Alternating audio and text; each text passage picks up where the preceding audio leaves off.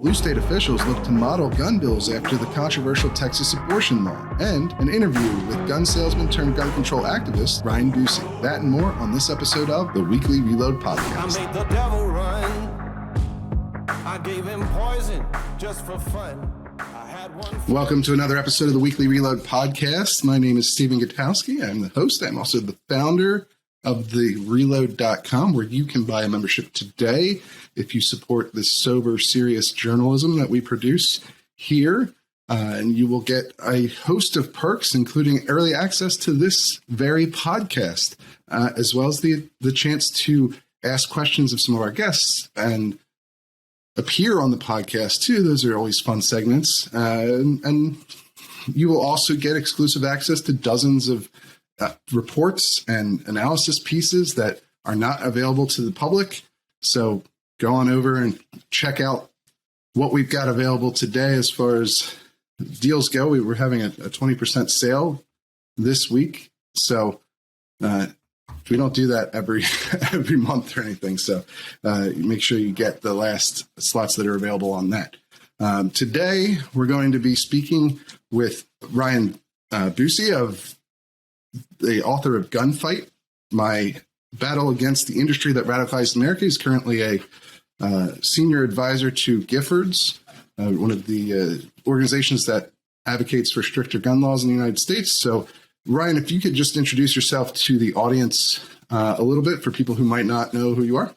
Sure. And thanks for having me on, Stephen. I appreciate your thoughtful approach and your podcast. Have listened to it many times. So thanks for having me on.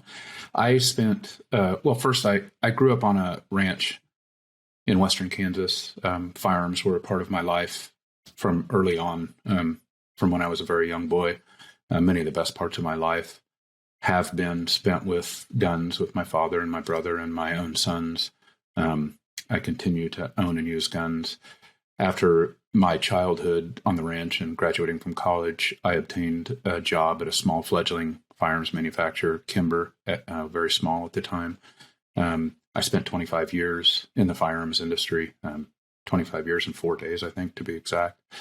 And for the first part of that, and for much of my career, it was a dream for me to do the thing, to be in and around the things, firearms and the activities that I loved so much as a kid and still love today.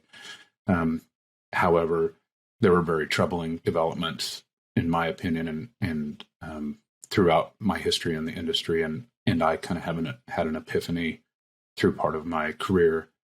Eventually, when I got out of the industry just about a little over a year ago, I wrote a book about my time, some of the things that troubled me, and I suppose that's not an accident. That's why we're chatting here today. But the title of the book is Gunfight, and the subtitle is My Battle Against the Industry That Radicalized America. So you can sort of glean some of my concerns, and I believe the concerns of responsible gun owners about what the industry did and became, what it has abandoned, and where we are today.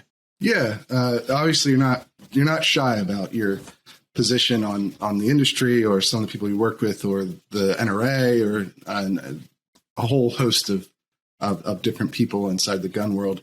I listened to the entire book on Audible, so actually I think you narrated I did. Which is so very interesting. You have to audition for reading your own book, which I squeaked through. But yeah, that's very interesting. Yes. So I guess I've listened to you for several hours to this point already. But so obviously this podcast, it was not a cable news show. I didn't bring you here to have a shouting match with you. That's not how we operate. And so I want to be fair and give you as much opportunity to put your point of view as forward as possible. And then I will be obviously critiquing some of the things that I found in the book. Sure. I think more the overall themes are some of the areas where I had the biggest issues. Mm-hmm. This book reads to me like a convert's zeal to enact retribution against people you previously aligned with. Mm-hmm. That's probably harsh, but that's how it came across to me. And it's it's not that I don't think there's any legitimate criticisms of the industry or the gun rights movement or the NRA. Obviously, I've been at the forefront of reporting on some of the corruption inside of the NRA itself. And I don't think there's probably areas that we would have some, agreement on the culture or the approach, the rhetoric, especially of some people in the industry and the gun rights movement. But my biggest problem with the book is that you're kind of doing the same thing now from the other direction. When I read the book, I get a lot of demonization of gun owners, specific kinds of gun owners, and especially the industry as a whole. I mean, you kind of paint yourself in a lot of ways as the only holdout to a culture of like racism and hatred and fear. That's my overarching criticism. Maybe you can dissuade me of some of these conclusions that I've come to. I want to give you an opportunity to give your view of the book as a whole, what you were trying to accomplish with it, and why you went about it in this way. Well, boy, there's a lot in there. Yes, I'm sorry. Yeah, that's quite a lead in. So I guess I would invite you to ask questions and poke and prod as I go through here, and certainly interrupt me because I don't quite know where to start with all of that. I'm sorry. That was certainly a broad view of the book as a whole. That's okay. Sounds like you've been saving up on it. That's okay though. So I guess I'll start with let's start with the racism thing that you brought up, because that has been I think some folks either that I worked with in the industry or that have just sort of read, a quick note about the book or some post or something. I argue that acceptance of racism and furthering of racism came to be a thing that was utilized by the NRA, not in a purposeful, overt way, but as a way to keep society ginned up and fearful, and politics at which I think some of these things, not specifically, but I've listened to you and some of them, you've been quite critical about the degree to which guns, gun owners, the NRA have been central in the culture wars. It's quite frustrating to me, but I know several examples of times when I was at an industry trade show or some such thing where clearly offensive, overtly racist things were, for instance, displayed on T-shirts, and thousands of people saw them at industry events and said absolutely nothing. And many people gave these, generally guys that were wearing these shirts or hats or whatever, gave them high fives and like, where can I buy this thing? People at the NRA, they walked in and out of trade show booths, hundreds of them. And I don't mean to say that people in the industry are walking up and down aisles with white hoods and are overtly racist. In fact, most people in the industry that I know, I don't think they are. But much like our national politics has come to a place where it's okay with looking the other way at racist things as long as it drives your preferred political outcome. Those are the things that I experienced. And I think the NRA kind of pioneered that starting 15, 18, 19 years ago, wherever you want to say. And I know you've had Tim Mack on. I don't know where the NRA kind of dove into the culture war or sort of started leading the culture war, perhaps after Columbine, given the tapes that have recently been discovered. But racism became a tool for the NRA, and the industry, never shut it down, I guess is what I would say. I don't mean that people were racist. I just mean they were okay with using racism. I didn't have a particular aim with the book other than to explain what happened to me and try to explain to readers what the role of the firearms industry and firearms in our nation and our nation's politics. Mm-hmm. I think that it has had and continues to have an outsized role in politics. Guns are important. The Second Amendment is important. Guns are a symbol of power and of cultural connectedness, much like I explained about, so many of the best parts of my life. And nefarious organizations that realize that, such as the NRA, can use those sorts of connections to do very powerful and eventually destructive things to our politics and to gun owners, I believe. My book is a plea to reasonable gun owners to say, stop letting the radicals with the mic dictate everything that is branded gun owner. I'm frankly, I'm done with that.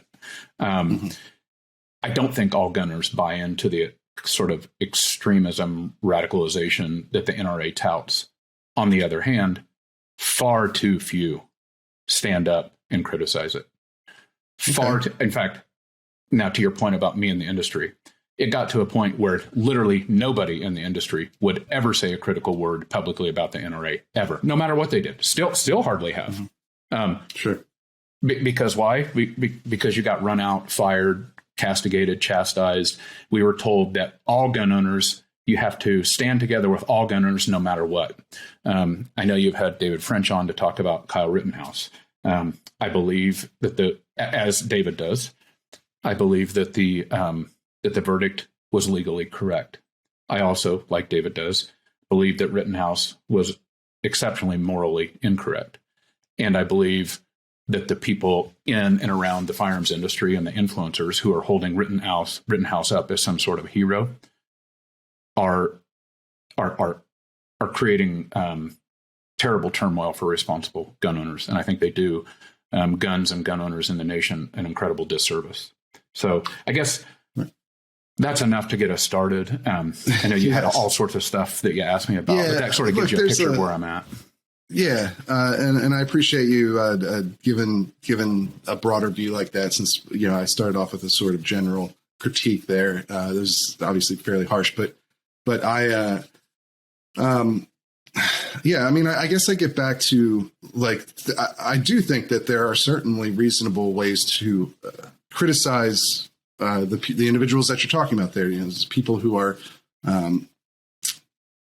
making a hero out of Rittenhouse's actions or the NRA's rhetoric that it's used throughout the years, and some of the most overheated stuff that they've put out, or the former President Trump.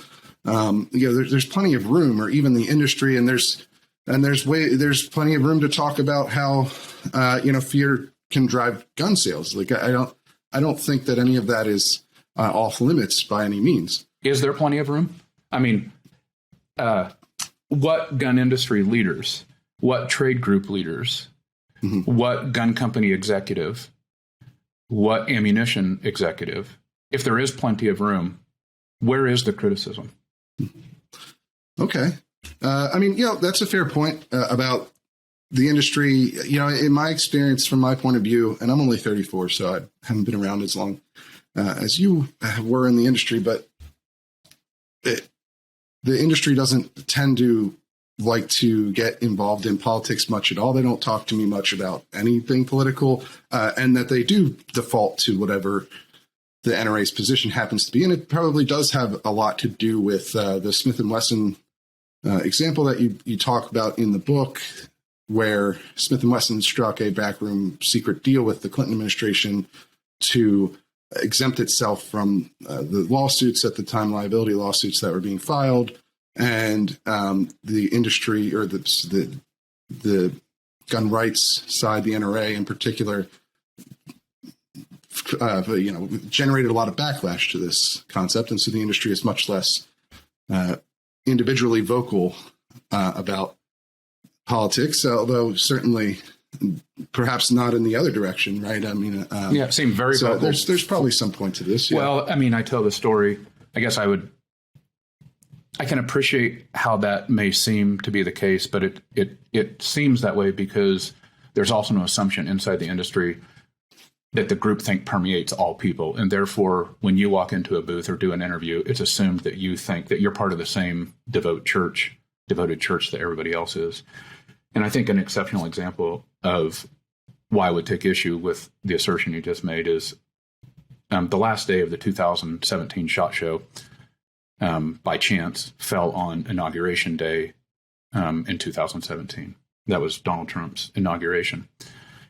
And if you are right that the industry really doesn't assert itself into politics or whatever, it would have been just another day. It wasn't another day. The NSSF, which essentially is the industry trade group for all the industry and runs SHOT Show, all but shut down the SHOT Show to pipe in the audio for the inauguration over the entire trade show. So I would take issue with the staying out of politics issue. It's so into politics that it's in it all the time, just ardently for one side, no matter what, no criticism. And the SHOT Show came to a standstill. And for anybody who's ever been at a trade show as big as the SHOT Show, I mean, tens of thousands of people who move, from an aerial view, look like frenetic ants moving around. Everything came to a stop. That's not an industry that stays out of politics. Yeah, I don't mean to say that the industry has no political preferences or no political action. All I mean to say is that you're not going to necessarily see a lot of individual companies making political statements about individual issues on a regular basis. They tend to default to the gun rights movement and specifically the NRA for that, and that a lot of that can be perhaps attributed to the political atmosphere of, there isn't, unfortunately, oftentimes there isn't much of a choice for a lot of gun owners or the gun industry in terms of political affiliations, because, if you look at the race between even Hillary and Donald Trump, or Donald Trump and Joe Biden, like the policy differences were extremely stark when it came to guns.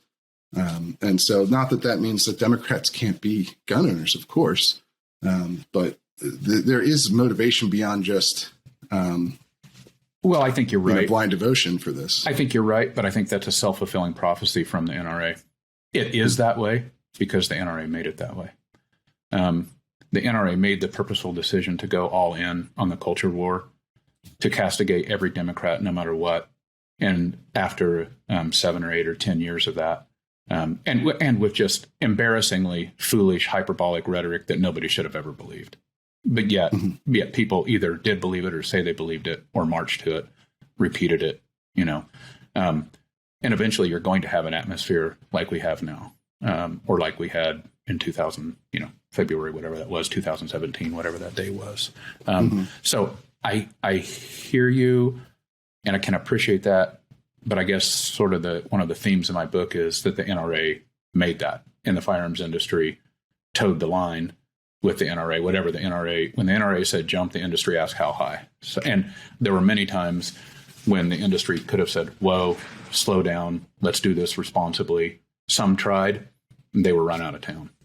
Yeah, like I said, I think there's, when I'm saying that, I think there's room for these sorts of criticisms. I mean, in my own mind, like here on the Reload, like generally speaking, I think these are fair things to say. Whether or not, the industry or the NRA doesn't like it is not as relevant to me. Yeah. It's the problem that I see with this is like, yes, I can go with you in these sorts of criticisms. I can say that there's legitimacy to these complaints that you have about rhetoric, especially, and about the direction of, making the gun rights movement into a single party issue.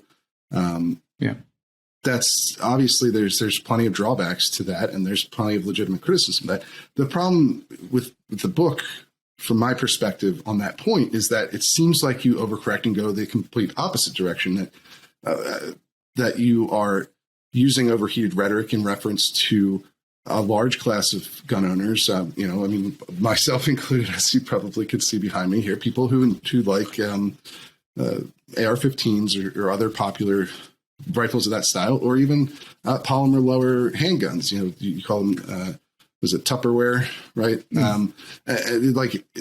And it seems that most of your advocacy is dedicated to one party, the Democratic Party, in the other direction. So that, I guess, that's the core conflict that I see in the book. And so can you address that at all? Like, do you think I'm overreading it? What is the explanation there? Sure. And by the way, Tupperware guns is not something I made up. That was a term long ago made up to essentially a competitive term to make fun of at the time, just Glocks, right? But Right.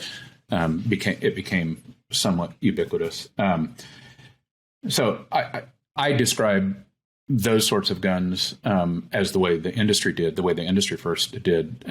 It wasn't all that long ago that NSSF itself, again, the trade group for the entire industry, would barely allow any AR-15s to be even displayed in the main part of SHOT Show, and nothing tactical could be displayed. Those weren't rules I made up, and it's not something, I developed as some sort of story for the book. That's the truth. So there was a time when the industry itself would not allow these things. As far as, I don't have anything against AR-15s themselves, right? Nothing. Or people that own them and use them responsibly. Same with polymer pistols. Although I'm a steel frame guy, as you might guess, or steel or aluminum metal frame guy, but that doesn't mean I have anything against the guns. What I do have something against is a culture where they become almost domineering in people's lives. The NRA elevates them to a place, I think, as you have noted, where they're a central component of a culture war, where this sort of faux machismo, sort of faux patriotism thing, like you can't, it's celebrated almost as if you can't be manly if you're not willing to take your AR out, open carry, to frighten people on street corners with. That I have a problem with. And look, I'll concede that there are people like that, and that I too don't like that approach. I find it distressing and wrong. But my problem with the book is that and maybe this wasn't your intention, and maybe you can correct that here or state that here. But it felt like you were applying that to everyone who likes these kind of guns. It felt like it came across to me, at least, much broader than just singling out, say, the men at the Black Lives Matter protest who confronted your son, right? For instance, like, I think a lot of people in the gun community and outside of it would find that scene to be very, terrible, right? To someone to do that, is the way that you've described it. But that's not most people who own AR-15. The AR-15s are the most popular rifle in the country. And so there's a lot of reasons to own these guns. You boil it down quite a lot to like intimidation or to kill people, as a cultural symbol of this broader, racist, hateful movement, right? Like so that's where, like, to me, it gets, perhaps the message gets lost or gets confused in a much broader attack, right? Well, I guess I would take issue with you on that. One thing I would say is that at current in the gun movement or in the gun world, the loudest people in the room are the ones that you just described and the ones that I castigate. And I'm calling on responsible gun owners to say, no, those people aren't us. And it's not just people at one rally in northwestern Montana. There was a couple hundred of them here with open carrying AR-15s and, their tactical vest and all this sort of thing, showing up. Why? I don't know what, to frighten high school kids or to shoot an errant high school kid. I don't know what they thought they were going to do. But what about the men who march into the Michigan Capitol and scream at lawmakers open carrying? What about, I could go on and on and on and on. And I hear you. I believe there are millions of responsible gun owners who are not okay with that, who absolutely are not okay. On the other hand, where are they? Why are they not speaking up? The people who have been appointed as leaders of the firearms industry and of this movement, so industry leaders, industry executives, the trade group, NSSF, the trade group itself, have said nothing about any of that. Nothing. Not a single criticism that I know of. So who I am calling on, I'm calling on the people who you describe as good, responsible people who own guns, whatever kind of gun they are. polymer frame gun, AR-15, whatever it is, I'm calling on them to say, we're not okay with that. All gun owners aren't the same. I'm not like that guy screaming at that lawmaker in anger in Michigan with his AR in hand near the trigger in a building, for all to see. That's not what responsible gun owners do. So I guess what I would say is I haven't labeled all gun owners that way. Gun owners are letting themselves be labeled if they do not stand up and castigate the irresponsible behavior. I want to give you credit because I think that this podcast, your writing, your approach, your thoughtfulness gets about as close to just real reasoned, rational sort of thought on this as just about anything I've ever seen in 25 years being in and around the gun business. But there's sadly, I think it's, you're a bit too much of a lone voice, I guess I would say. Well, hey, look, I think that's, I don't think that's totally out of the, out of left field as far as, more people should speak up when they don't feel comfortable with some of the negative things that happen in the industry or in the gun rights movement, whether it's conspiracy theories or open intimidation tactics, like the ones in the Michigan State House that you're describing here. I don't think that those are representative, though, of most gun owners, as perhaps we agree on that point. And so the book made it feel to me like you were pushing more into that direction. But you've just so I'll tell you, here, so Steve, I don't want to belabor that. One thing that has been incredibly heartening to me since the book has come out is the degree to which I'm getting outreach from the gun owners that you and I both know are out there and hope are out there. Every morning I get up and I open my email box or my direct messages or whatever, and I'm just deluged with this. Thank you for doing this. We can't take this anymore. These people don't speak for me. It's about time somebody says something. And they're not from like lefty liberal, crazy tree huggers from Berkeley or whatever. I mean, these are ranchers from West Texas and deer hunters from central Pennsylvania. And I mean, hundreds of them.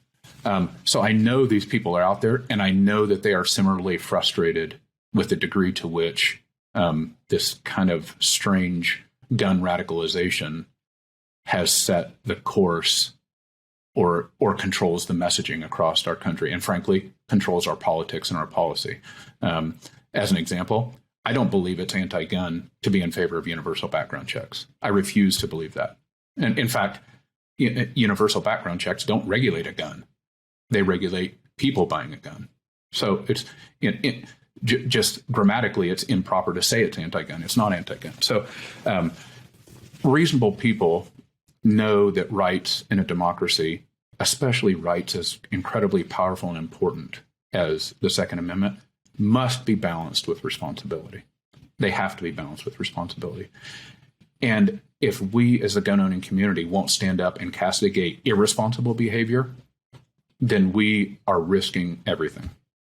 And I guess so that's if I think my story sort of gets at how our nation came from an organization wanting to do things like go hunting and target shooting and self-defense to one that's now significant parts of it celebrate Kyle Rittenhouse or don't say anything about armed extremists at state capitals. Like my book explains how we got there. Again, I think that message is, largely one that resonates with a lot of people. I do wonder do you have concerns here about, you talk a lot about in the book about why you stayed in the industry. And part of it was for so long, right? You were there for quite a long time and you didn't get out until just recently in 2020. But part of the reason was because you thought you could have more of an impact as somebody inside of the industry, and you had more credibility that way. Now you're working for a gun control organization, and are you concerned that undercuts this message that you have, that working for a group that's seeking tighter gun restrictions is going to turn off a lot of people who would otherwise be open to the sort of things you're saying here? Maybe. When I got out, I decided that I was done accepting the framing and the definitions that the NRA had imposed on us as gun owners and on the gun industry. And the NRA, as we just chatted, and I know, there's a lot of discussion about the degree to which the NRA, speaks for gun owners here, or how much power do they really have, or whatever. But I can tell you that their framing and their sort of the way they have put gun owners in a box, a dangerous box, I think still is exceptionally and dangerously relevant. So to your your question exactly, when I got out, I decided I'm done accepting those definitions. When people say somebody like Gabby Giffords, who is a gun owner herself, somebody who was shot, and they label her as something like this evil demon from some planet in Star Wars where only evil demons live. I'm done with that sort of evil castigation. When somebody says that being in support of universal background checks is the equivalent of some Marxist socialist scheme, and these are things I hear. They're not things I make up. I'm done with that. Mm-hmm. I'm done with that. That's just not the way normal, reasonable citizens in a democracy function. No right is absolute. This shall not be infringed. No right is absolute. Your free speech rights are not absolute. Your Second Amendment rights are not absolute. So we live and accept as gun owners infringements, quote unquote, every day, because that's what you do in a functioning democratic society. I think there are ways that gun owners can and should support things that are more responsible. Will they eliminate all gun crime and gun violence and everything? No. That's, again, to the point. We live in the gray areas in a democratic society, but neither should we say no to everything. I just think that's dangerous. I think it's bad for gun owners to be placed in that box. I think eventually politically that's going to bite us in the butt. And sadly, I think it may lead to these people who are exceptionally radicalized now over guns and will do literally anything over guns to do something that may jeopardize the democracy itself. So I'm worried. Right. And I understand a number of those points there. And I think there's some legitimacy to some of that. The problem that I see is you have a lot of the same symptoms on the other side as far as demonizing gun owners and demonizing people who are to the opposite of the gun control movement. And at the same time, I understand that you support some of the policies that Giffords and others are pursuing, but it can be very difficult for somebody who is a gun owner or is not supportive of one of these gun control groups to look at them and not, without a skeptical eye when they say that they're for responsible gun ownership, because, I can't think of a single example where they weren't defending pushing the gun restrictions to their furthest point, including things like banning handguns, including things like confiscating firearms. I mean, certainly Giffords has not come out in favor of what Beto O'Rourke has said he wants to do, but they haven't come out in opposition to it either. So I think you have a lot of the same issues that you're concerned with. I mean, I've heard even people like Shannon Watts, who I like as a person a lot, says constantly, we are not in favor of gun confiscation. We are not trying to ban your guns. I don't know what else you want them to say other than, they've said it like hundreds, thousands of times. And as far as not a single example of anybody working for a gun safety organization who doesn't want to take, well, here's one. Like, I don't even know how many guns I have. My boys have guns. I'm not in favor of any of this. So, if you just want a single example, we're talking. Right. Yeah. Look, I don't think that everyone who supports Giffords or Everytown or whatever is in favor of gun confiscation or my point is that these groups are always in favor of restricting gun ownership, and I have never seen them work the other direction. Does that make any sense to you? Like, I understand where you're coming from. So I think there's some hyperbolic assertions in your statement that I obviously don't agree with. However, I don't think that criticism in the gun realm is a space that's only occupied by the right or Republican Party. I think there's plenty of things that are misunderstood, misstated, in my opinion, wrong policy approaches or policy ideas or things of that sort on the left. I don't spend hundreds of pages in that criticism. I can tell you in my personal life, I spend a lot of time trying to educate people on the left about responsible gun owners, how they should be an ally, how they should not be castigated. And that's why the first part of my book, Steve, is a lot trying to explain to people who might not have backgrounds like you and I, right? They might be the coastal elites or whatever you want to call them.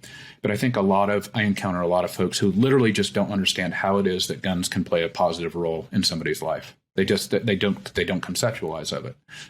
Sure. They literally don't know anybody like that. And so the first part of the book is try to explain, at least in some ways, the way that many gun owners and many Americans view guns as a positive component in a cultural symbol that is important. And I do think that people on the left need to understand that a lot more. Then you start getting into this chicken or egg thing. And when it's tough for them to make the first step when you see screaming, armed men at the Michigan Capitol and they can't find a gun owner to criticize them, right? They're like, really? You tell us that? So that's, you see, it becomes this chicken or egg thing. But I think you and I share a lot of worries about the degree to which people on the left errantly view or errantly sort of categorize all gun owners. Yeah, I mean, that's fair. Certainly you do spend time in the book talking about your upbringing and firearms and why you like them and value them as part of your life.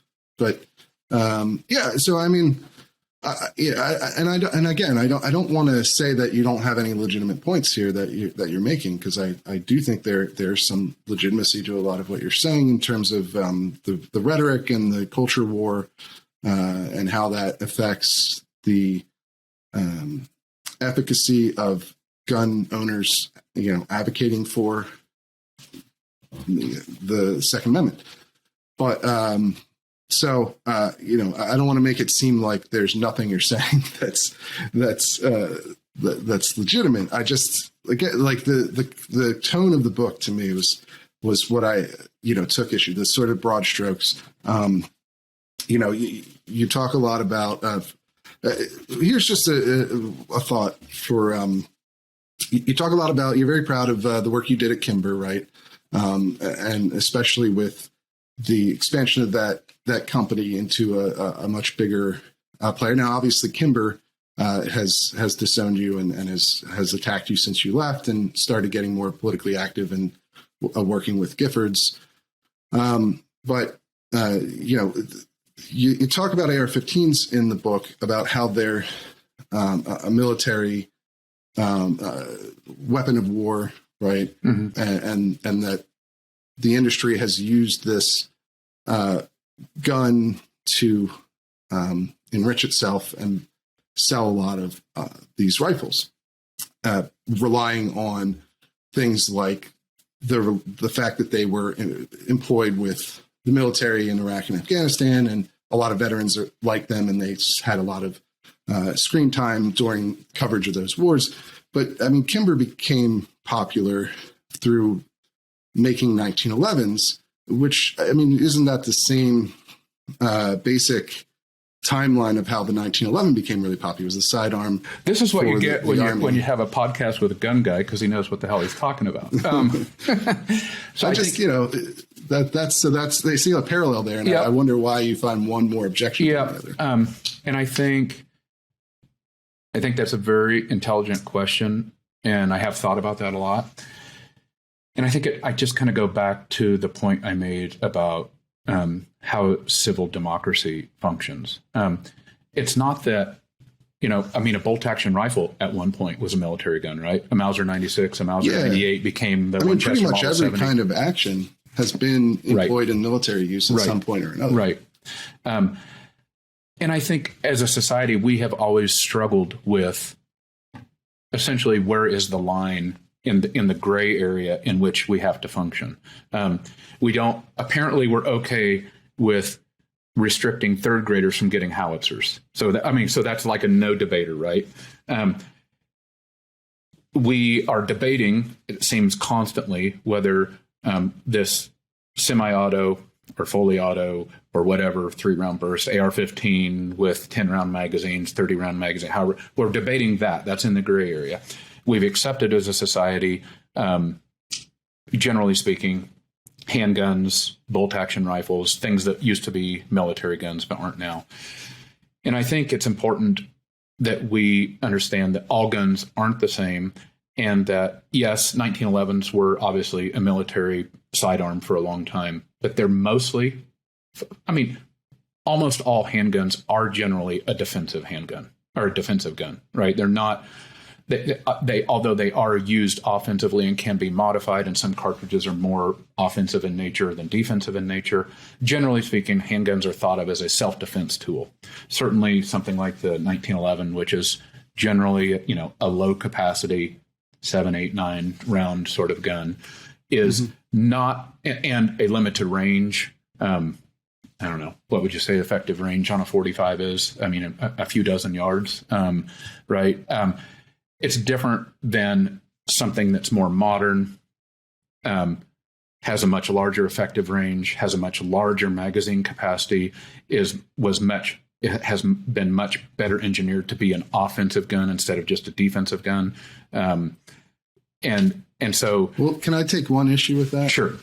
Just, I understand what you mean as far as like rifles obviously have a much much longer effective range than a handgun.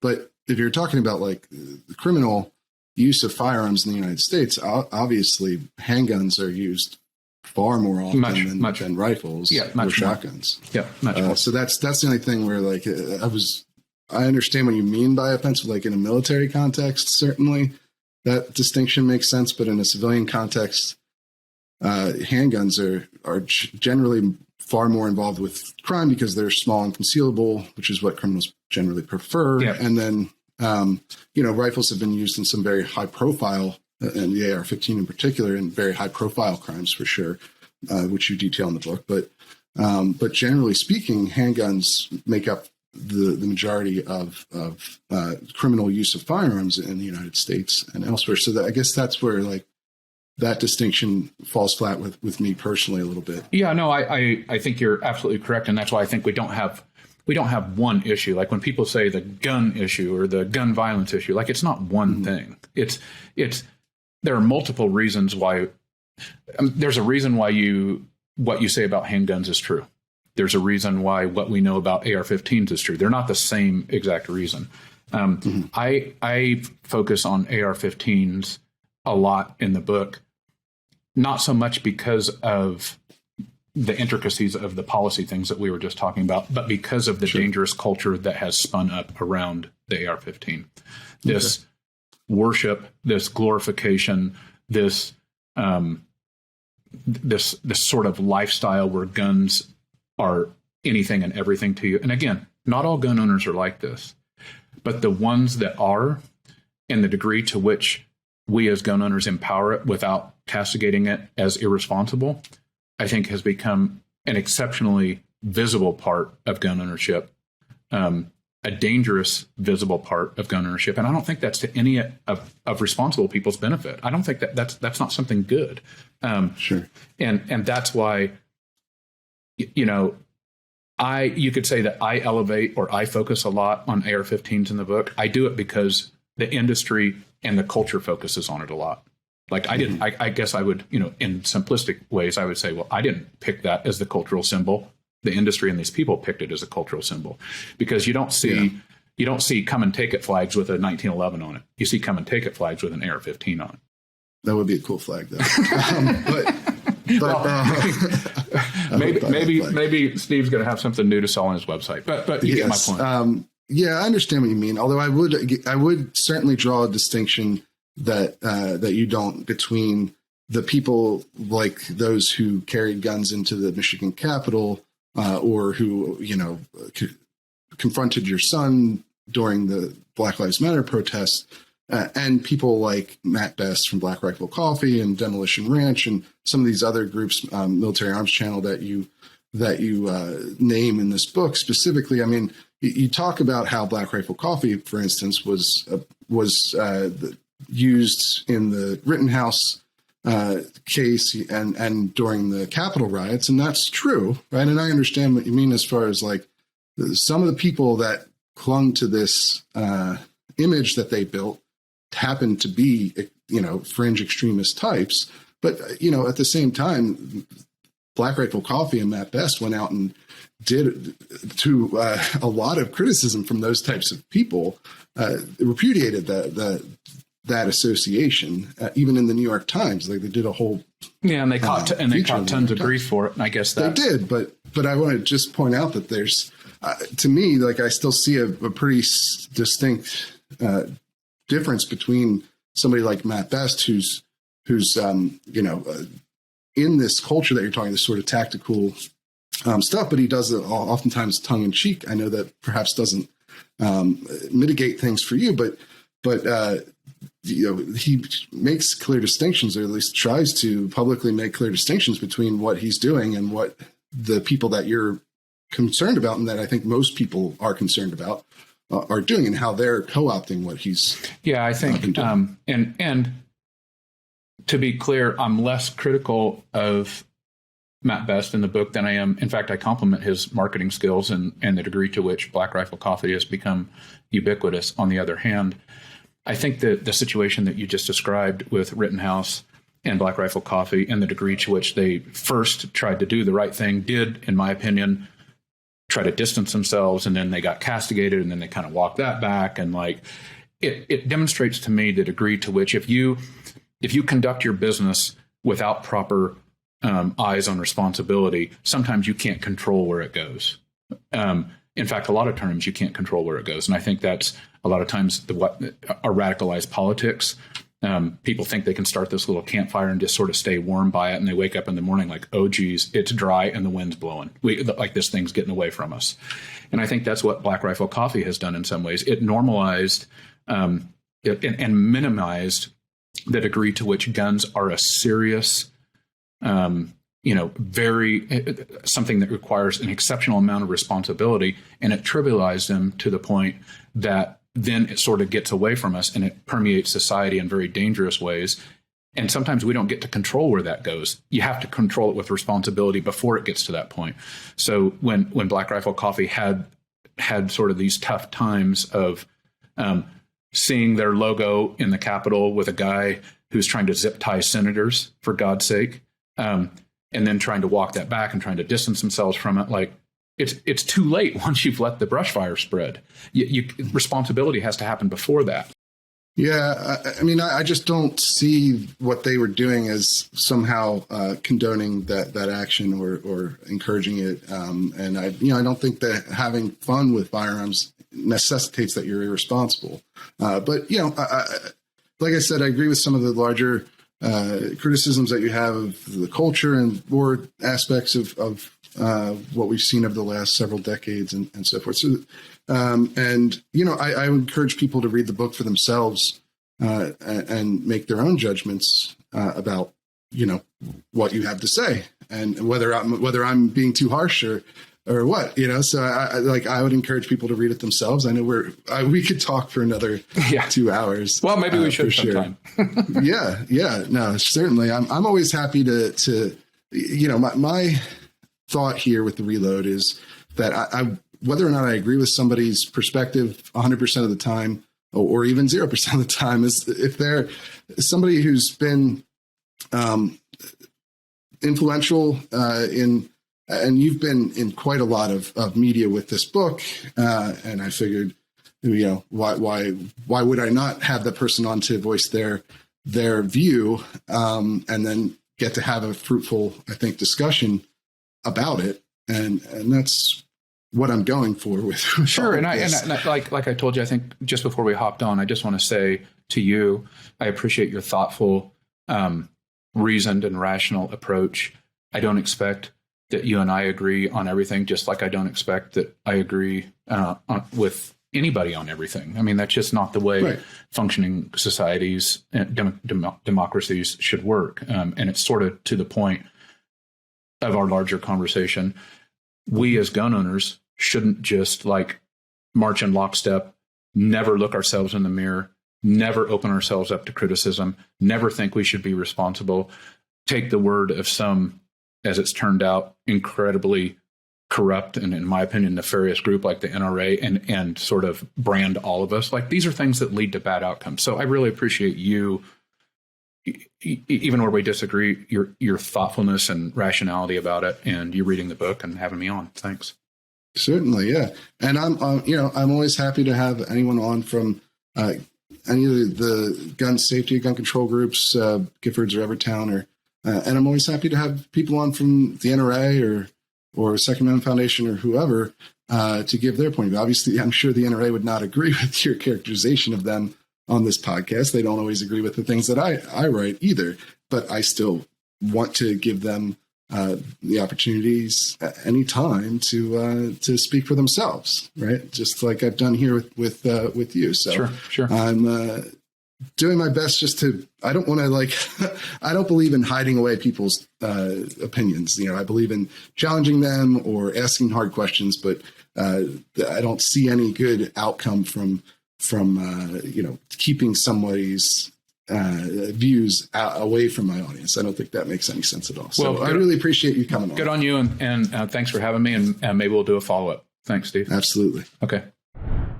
And I'm here with contributing writer Jake Fogelman to give you guys a little bit of a news update. This week we have two stories, actually, that are connected to one another, that are also something that we sort of predicted a while back, right? So, Jake, can you give us a little bit of detail about what's happened? You start with California. Right. So, like you said, as soon as Texas came out with that restrictive abortion law, SB 8, you wrote a nice piece saying how this will inevitably, if it's allowed to stand, inevitably will be used against guns.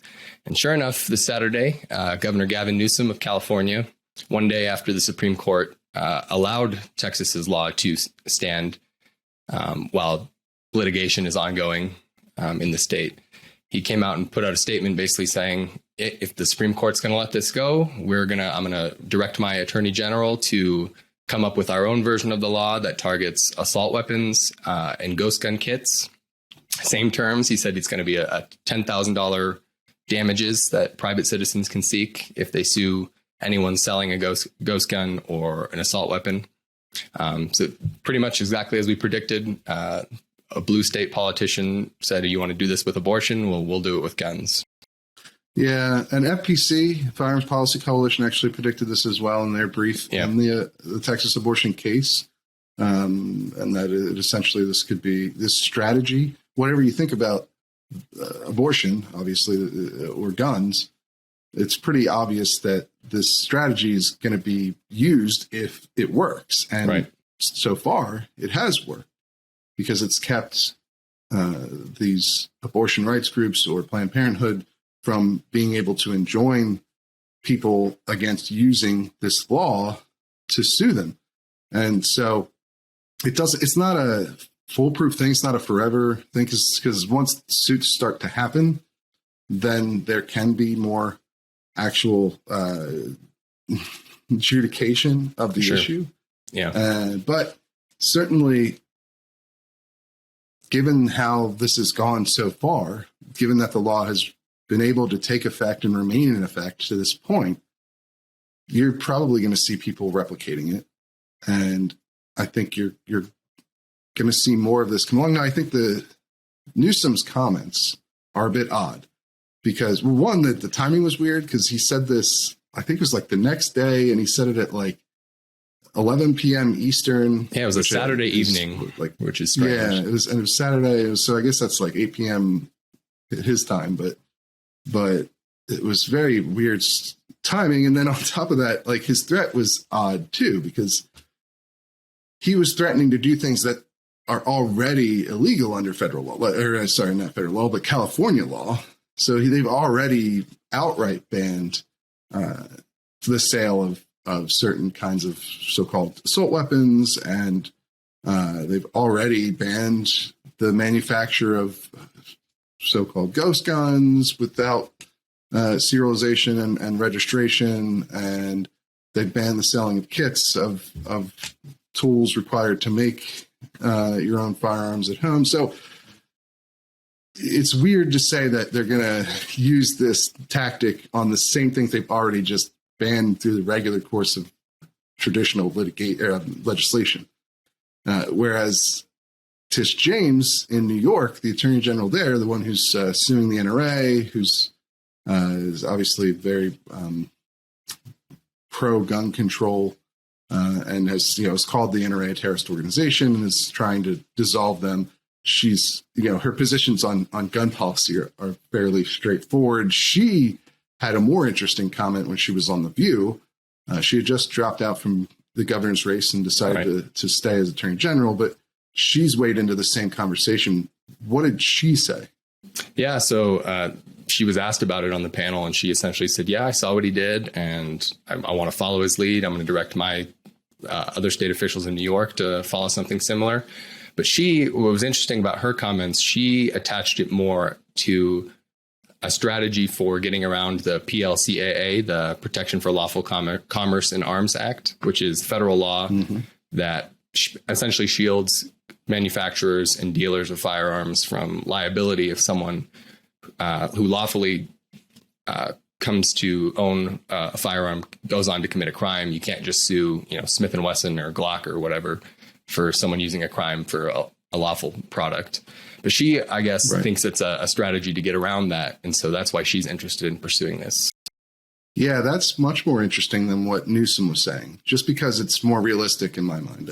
Using this strategy to outlaw assault weapons and ghost gun kits doesn't make sense because they've already just done that directly. They aren't trying to, they don't need to enact any sort of special techniques to try and judo their way around pre-trial enforcement. Right. Which is the whole point of this strategy. Well, not only that idea, not only that, but with this stuff, with James, it's, they've been trying to find ways around PLCAA for a while. And so that's where this kind of strategy would make more sense. Yeah, I agree. Back to Newsom just for a minute. Not only are the products already illegal under state law, but it's not even really analogous to the Texas situation because, whatever you think about abortion, it was constitutionally in Roe was considered a constitutional right, whereas assault weapons and ghost guns haven't yet been adjudicated by the Supreme Court to be a constitutional right. So if it was going to be analogous, he would have to say, if anyone has a handgun in their home, you can sue them for $10,000 or something like that. And the fact that he wasn't willing to go that far tells me his comments were a little bit more of maybe symbolism or kind of like a political statement more than an actual strategy for gun control. Yeah, I think that's fair. I mean, that's what makes sense. And so using this strategy would be designed to enact something that is otherwise likely to get struck down in court or likely to get enjoined, immediately. Something that's going to get a preliminary injunction issued against it to prevent the law enforcement of a state from enforcing the law. The attorney general or the police in the state, the judges can easily enjoin those people from doing anything in regards to the law. It's much harder to enjoin the entire population of the state, right? Because that's what this strategy is set up to do. It says that, other people private citizens can enforce this law, not the actual law enforcement representatives of the state. So that's the unique thing. That's the novel concept here. I think that eventually it'll get worked out in the courts. I don't think the courts are going to allow this sort of workaround to take effect, especially because you're seeing it spread now, not just in these gun control comments, but also with Florida Governor Ron DeSantis, who announced the exact same sort of strategy, but targeted at critical race theory being taught in schools or even at private companies. So, this is going to snowball into everybody's pet issue. They're going to, whatever's the hot thing, like CRT or gun control or abortion, whatever's like the animating issue for a particular party, that some state somewhere that's controlled by that party is going to try this same tactic until the court does something about it. So right. It'll be interesting to see where they end up and how far down this road we go of like trying to incentivize everyone to sue everyone. Right. As some sort of novel enforcement tactic, but I doubt it'll shake out that way. And not just because, I think Duke's Jake Charles had an op-ed discussing this, where essentially his argument boiled down to the idea that the court won't allow this on guns because they favor gun rights over abortion rights. I think it's going to be a bit less of a partisan black and white reason that the court wants to get rid of this tactic. I don't think they're going to look kindly on this for even rights that they favor more than other rights, or however you want to put it. I just think that this kind of tactic is something that's the courts are not going to look kindly on trying to evade them, basically, with these novel approaches. So we'll see. We'll see how it goes. We'll see how these things shake out, if they all materialize into actual legislation that actually passes. Because I think that's a big if, but it's not impossible by any means. And Tish James, as far as the gun policy goes, that's the one. Those comments make more sense because, the gun control movement has been trying to get around that liability since the 90s, when the whole law was predicated on this tactic of trying to sue gun manufacturers over the criminal use of firearms. So we'll see where it ends up, though. Yeah, but hey, well, go ahead. What do you got? I was just saying, just one to your point about New York trying to get around this. They had that public nuisance law earlier this year, where they adjusted their legal terms to allow for more lawsuits against gun manufacturers. And I just read, I think Cam Edwards has a piece in Bearing Arms that the firearms industry is actually suing them for that. So depending on how that litigation goes, it could affect her comments that she made about using this strategy for the PLCAA. If that gets shut down, it'll be hard to see how she can pursue this strategy to get around it as well. Yeah, but obviously politicians are never quite dissuaded completely from achieving these sorts of goals just because the courts keep striking down their efforts. We've certainly seen that time and again. But that's all we've got for this episode. If you want to join the Reload today and support what we're doing, you can actually do that for less than normal because we're having a sale. We had a flash sale. Actually, we started with a limited number of spots, but that sold out so fast that the interest was so great that I just decided we should extend that. So it's 20% off all monthly or yearly memberships and all of our gift cards. So you can give the Reload as a gift if you want to someone else who appreciates sober, serious firearms reporting and analysis. But we will be back with you again next week. We're actually not taking a week off. We've booked some good interviews coming up here. So we're going to keep rolling even through Christmas. So make sure you tune in. We'll have something for you to listen to while you're on break.